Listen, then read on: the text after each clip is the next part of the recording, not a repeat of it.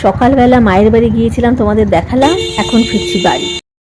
মা, রুটি আজকে সকালেরটা খুব ভালো হয়েছিল। কি করেছিল রুটিটা? হ্যাঁ হ্যাঁ, দারুণ ছিল। বেলাতেও রুটি, লাঞ্চে রুটি মেয়ের আর বাবার, কারণ ঠান্ডা পড়েছে জমিয়ে।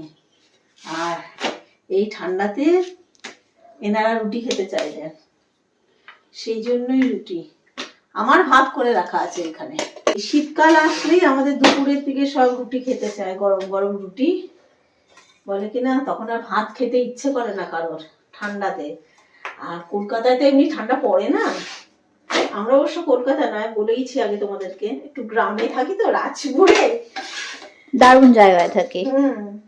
প্রপার কলকাতা নয়, কিন্তু এই সবুজে ছোঁয়াও পায় আর ঠান্ডাটাও পায়, ঠান্ডাটাও পায়।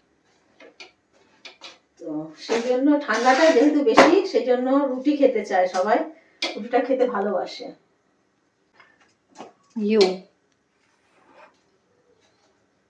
এমনিতে কিন্তু প্রত্যেকটা রুটি ফোলে, কিন্তু অন ক্যামেরা রুটি দেয় ধোকাবাজি। তো তোমরা কারা কারা যেহেতু রুটি খেতে ভালোবাসো শীতকালে? আমাদের বাড়িতে অবশ্য শীত গরম যখনই বলো, মেয়ের বাবার রুটি দিলে খুব খুশি। ফোল ফোল ফোল ফোল ফোল ফুল গিয়া। শুভ দুপুর বন্ধুরা, আজ হচ্ছে শনিবার। এই যে রুটি দিয়ে দিয়েছি। এরা আবার লাল শাকের সঙ্গে রুটি খেতে খুব ভালোবাসে, মানে যে কোনো শাকের সঙ্গে। তো এই শাক দিলাম, বেগুন পোড়া, হেলদি, ইটস অল হেলদি। বেগুন পোড়া আর কম দিও আমাকে বেগুন, আমাকে কম দিও। আচ্ছা, দেখে তোমাকে দিই বেগুন পোড়া। Not a big fan of বেগুন পোড়া।